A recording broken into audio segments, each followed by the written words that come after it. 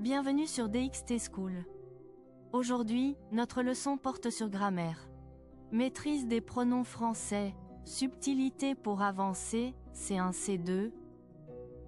Cette leçon explore les nuances et usages avancés des pronoms personnels, relatifs et démonstratifs, essentiels pour une expression précise et élégante en français de niveau C1, C2. Elle se concentre sur les distinctions subtiles, les registres formels et la clarté. Pronoms personnels complément, ordre, ambiguïté et usage formel. Au-delà de l'ordre de base, les pronoms i et en peuvent désigner des concepts abstraits ou des situations, et non uniquement des lieux ou des quantités, en particulier dans un registre soutenu. L'ordre des pronoms multiples, le lui, lui-en, doit être impeccable, et l'emploi de soi doit être réservé aux sujets indéfinis ou impersonnels pour éviter toute ambiguïté sur l'antécédent. La complexité de la situation, il n'y a pas encore songé.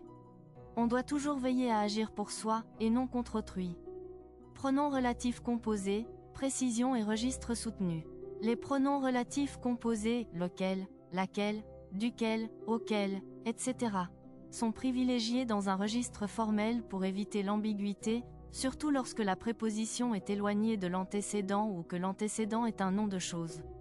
La distinction entre dont, complément de, pour une relation de possession ou d'appartenance, et duquel, complément d'un nom ou expression de lieu, ou pour clarifier l'antécédent, est cruciale. Ce sont des principes sur lesquels nous nous appuyons fermement. La décision du calendrier de laquelle dépend tout le projet fut contestée. Pronoms démonstratifs, valeur anaphorique, cataphorique et clarification. Les pronoms démonstratifs, celui-ci, celle-là, ce, ne servent pas uniquement à désigner, mais aussi à opérer des distinctions claires ou à introduire des éléments de phrases complexes. Ceci, et, cela, opposent ou désambiguisent des éléments multiples. Le pronom neutre, ce, est fondamental dans les constructions comme ce qui, ce que, ce dont, renvoyant à une idée générale ou à une phrase entière. Ceci, et, cela, désigne ce qui va être dit ou ce qui vient d'être dit, avec ceci, pour la proximité ou l'annonce, et cela, pour l'éloignement ou la récapitulation. Entre le livre et le film, celui-ci est plus fidèle au roman, mais celui-là est plus captivant visuellement. Ce dont nous avons besoin, c'est d'une stratégie claire. Pronoms personnels, reprise expressive et redondance stylistique.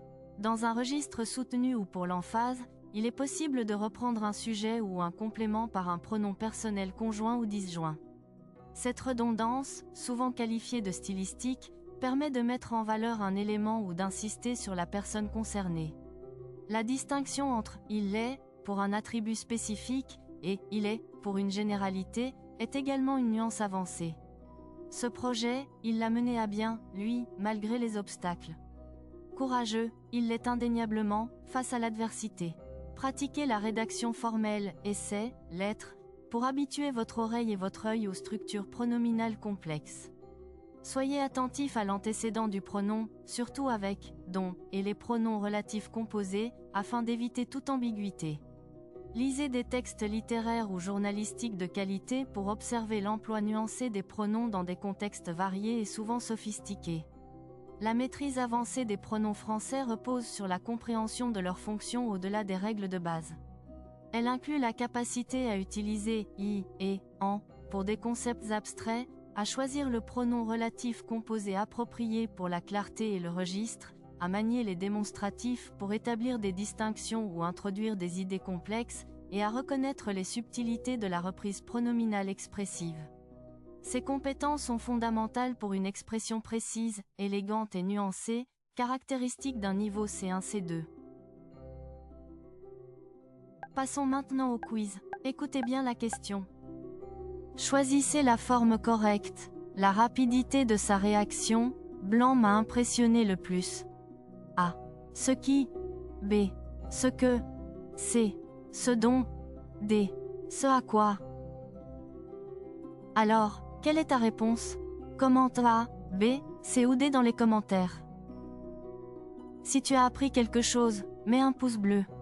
Abonne-toi à la chaîne et active la cloche pour ne rater aucune leçon. Retrouve la leçon complète et plus de quiz gratuits sur schol.dxt.ma. À demain pour une